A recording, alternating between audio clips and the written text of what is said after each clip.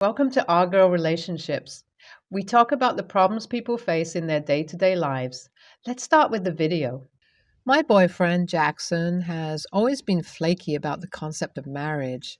This wasn't an issue for me during the time we met because I was that way myself.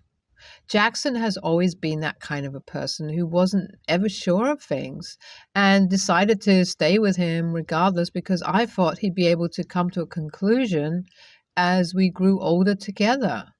Unfortunately, that was far from it because as we grew older, I became sure of what I wanted more and more, while on the other hand, Jackson's uncertainty seemed to just grow, and me, being the fool I was in love, with rose tinted glasses on, I always chalked his uncertainty up to one reason or another, simply just hoping that he would one day come around to things.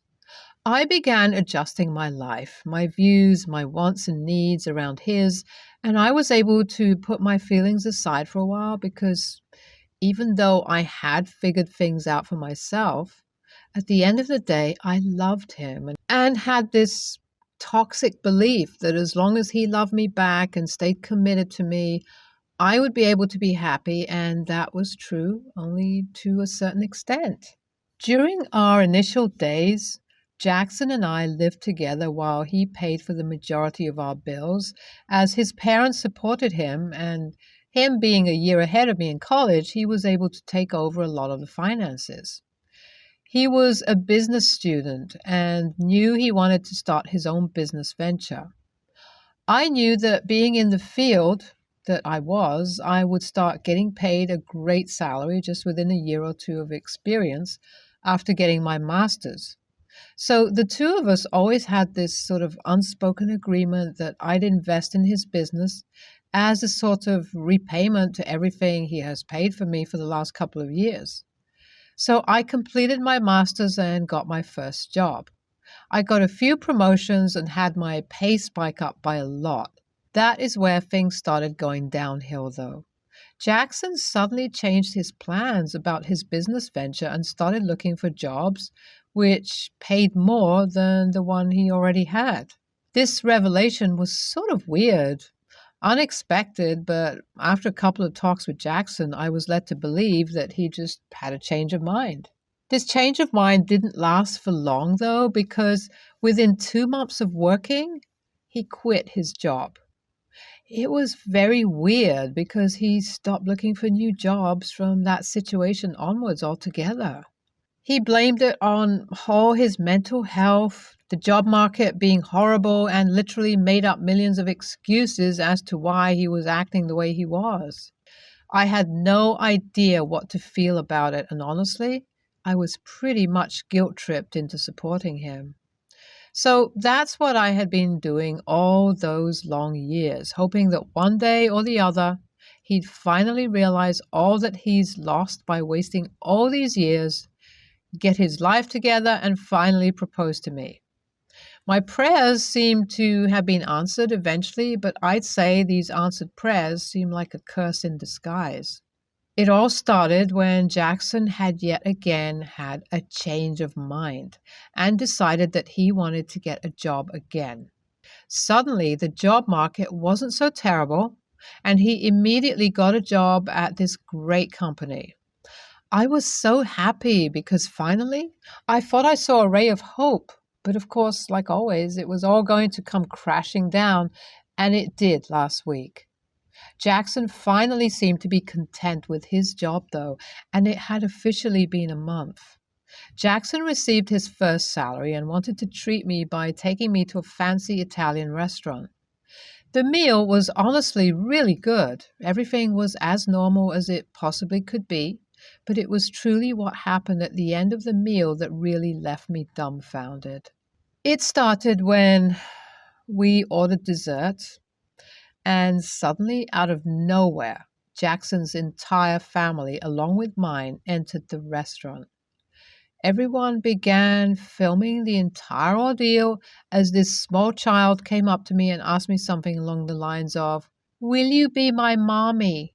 I was shocked because the next thing I saw, even before being able to process what the kid said, was Jackson getting on his knees and pulling out the engagement ring. I almost had a panic attack there and then. I knew I couldn't wait here and ran outside the restaurant as my siblings ran behind, asking me if I was okay. Jackson followed us and tried to tell my siblings a completely different series of events as I had begun crying till then. I screamed at him to leave me alone because I couldn't bear looking at him utter anything for another moment. My sister decided to drive me to her place, and I have been living with her since the last 1 week, completely avoiding contact with everyone as they all seem to be against me for not accepting an innocent child. Jackson seems to have gone completely off of the rails as he wouldn't stop spamming my phone with calls and texts telling me that I need to return because he doesn't have any money to take care of this child as he's already left his job once again, hoping that I would finally give him the money to start his business. I'm completely stunned and out of words. Am I really the a-hole for what I did? Okay, I forgot to add this is my original post, but I guess it would be important and informative for you guys to know that although Jackson and I had all these differences, we were always firm and set together on this one view, which was honestly one of the things that brought us together to begin with. It was the fact that both of us wanted to be child-free. Watching my parents have a toxic relationship all throughout their lives, never getting divorced simply because of the kids when their kids clearly could have been happier without them screaming at each other all day long, is what made me decide to go child-free, and Jackson always knew that. He knew how I was against having kids, that it was one of the biggest deal breakers for me, and honestly, the fear that I would end up like my parents is always what triggered me to take this decision. So I never understood what actually made Jackson go till this extent. I'm so shaken up by everything that has happened that I'm still avoiding Jackson to the best of my abilities. Not just Jackson. I've been avoiding him and my family altogether because they all either seem confused, angry, or saddened by this entire situation. And I still can't help but feel guilty over it all. Still, I know I have to sort of put on my big girl pants and face this situation. And what better way would it be to start solving this mess than meeting Jackson, the creator of it all? We had a small call today where we discussed and decided upon meeting at this local cafe tomorrow. I'll update this post later on about whatever happens. Jackson and I met, and he got the same kid that had asked me if I'd be his mommy at the restaurant. I knew this was some sort of manipulation tactic. I knew Jackson would go to any extent to get me to accept this child as my own. I wasn't having any of it, though, and I told him I would only meet him without the child around us. Not only due to the fact that I didn't want to be guilt-tripped, but also didn't want the child, who was very capable of understanding what I was talking about, to get traumatized and get dragged into this mess of a situation. I guess Jackson understood that I wasn't playing anymore, and we rescheduled the meeting. It finally happened yesterday, and he told me everything that went down and who the child really was. Well, apparently, he had an affair with his boss at his first job. He never quit, but was fired because of his affair. His boss then fell pregnant and gave birth to his son.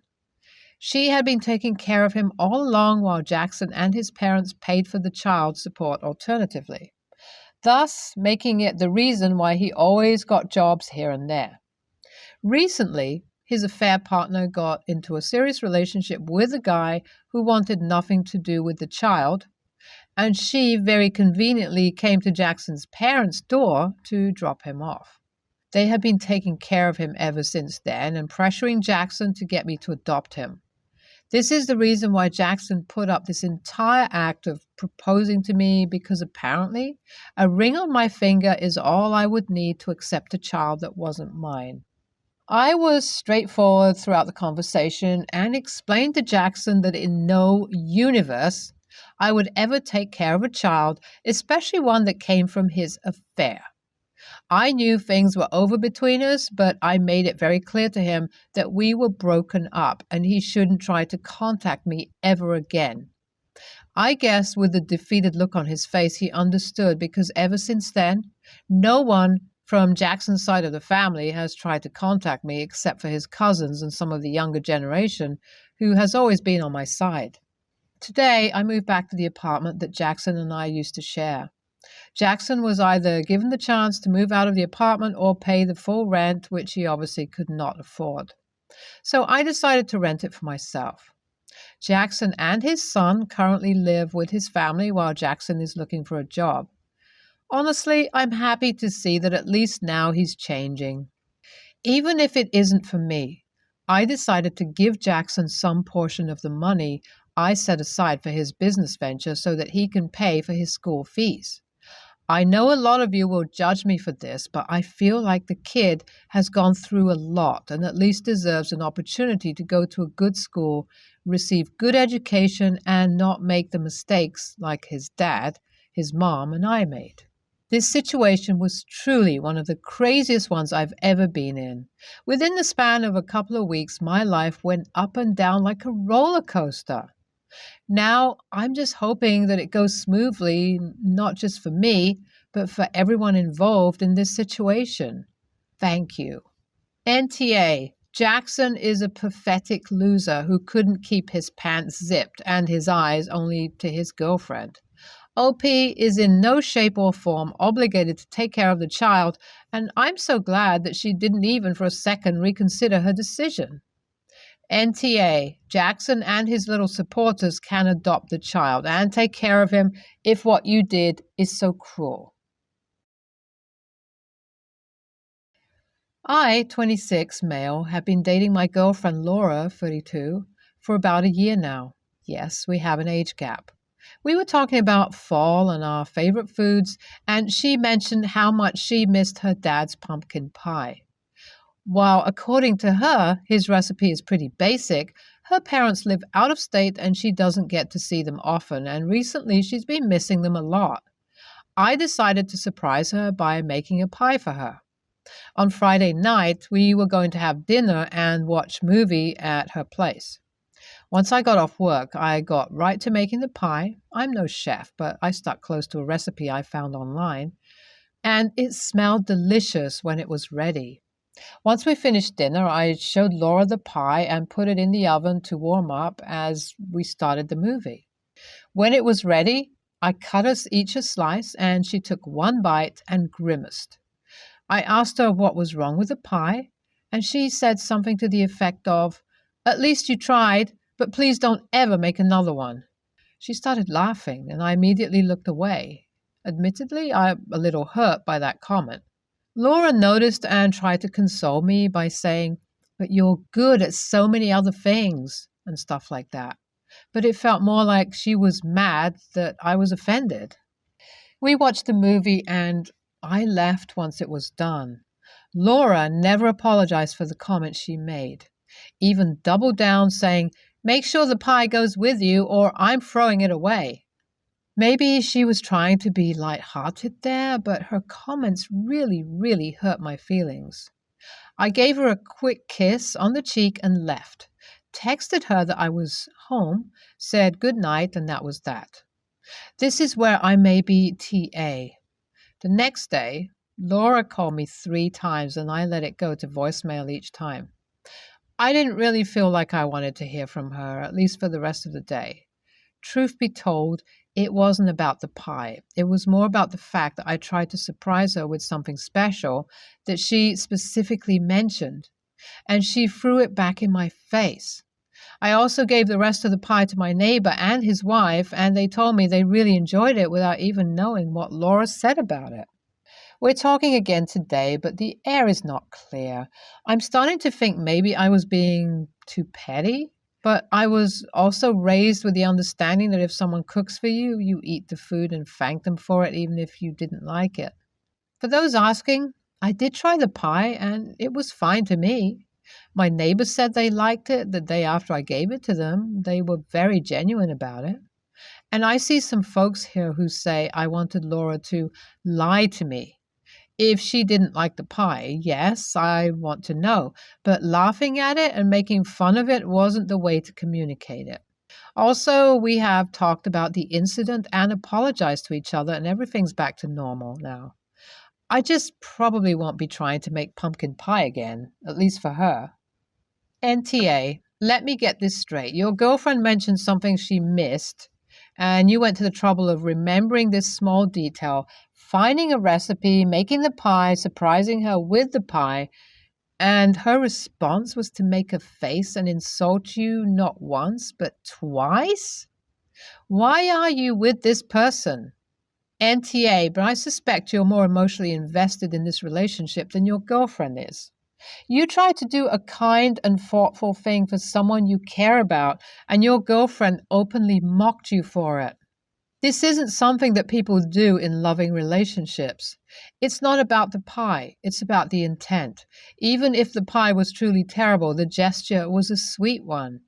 A caring partner would have taken the gift in the spirit it was meant, not threatened to dump your gift in the garbage.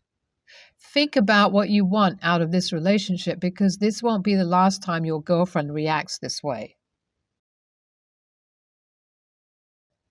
My wife, 30, female, and I, 31, male, have an 8-year-old daughter and a 4-year-old son together. I'm a stay-at-home dad with our kids right now, and so I am doing more of the active day-to-day parenting. I say this because I have been the one sister-in-law contacts the most about this right now. But anyway, on to the problem. My son has SPD, sensory processing disorder. We noticed something was off from the time he was born, but it grew worse over time. His sense of smell and touch are the senses affected by his diagnosis. He cannot handle certain clothes. He never could. As a baby, he would scream every time an item of clothing touched him, or he was wrapped up. Stripped naked, he was fine, but clothes caused distress. We were told at the time he likely felt restricted and to give it time. When he was 2, it got so much worse. He would cry in physical pain whenever we had him in clothes, and after some research, we learned about SPD. My wife and I did some testing to find out if he responded better to certain materials. We found something that he could wear without trouble. Due to the situation in the world at the time, we did not get to bring him right away to see someone. But we made note of it. At his next pediatrician appointment, it was brought up and she got to see for herself how bad it was. She told us she would refer him to a developmental pediatrician, as it would take him a few months to get an appointment. Once we saw her, it was fast enough. Though SPD is not typically diagnosed on its own, and there's a lot of debate over whether it should be a diagnosis in itself. It's the one he was given to get him the help. We have been very open with our families about his diagnosis, and we brought up clothes to them. Many people love to give clothes to young kids, but he can't wear just anything. Sister-in-law has always been someone who loves making clothes. She has gifted many made items over the years. It bothers her that our son never wears what she gifts. Sometimes it's hand-me-downs from her boys, and other times she will hand-make something. She has been told the materials he responds better to, and my wife has been very clear that he can't wear the stuff. But she continues to ignore it and send stuff. The last 2 months, she has complained that she never saw him in his Christmas sweater that she made him, and that he never wore the jacket she made that would be perfect for fall. I explained to her that he can't. She said it's rude not to use gifts. I told her he can't help it. She argued back to me, saying it was rude and it upset her. So I asked if she would rather we give the gifts back, given it bothers her that he will never wear them. She was furious and called me an ungrateful a-hole. She said homemade gifts should be appreciated above everything. I told her they are appreciated, but we will not make our son go through distress for her. AITA? NTA, gifts should be given with the recipient in mind. She is an a-hole for giving things your son can't use. She's an even bigger a-hole for making gifts your son can't use. I sometimes gift handmade items that require many hours of time and labor. I'll be damned if I spend that time and money on materials to make something I know for a fact the recipient can't or won't use. NTA, it sounds like she cares more about what she's giving more than the recipient. Your child's comfort and needs comes before her pride. Honestly, I'd stop accepting any clothing gifts from her in the future and watch her closely around your son in the future. There are so many horror stories of relatives not believing the severity of a children's medical issues. Often, they'll say terrible things to the kids when no one is around or force them to do what they want. I'm not saying she's a monster or go and see, but seriously, watch her.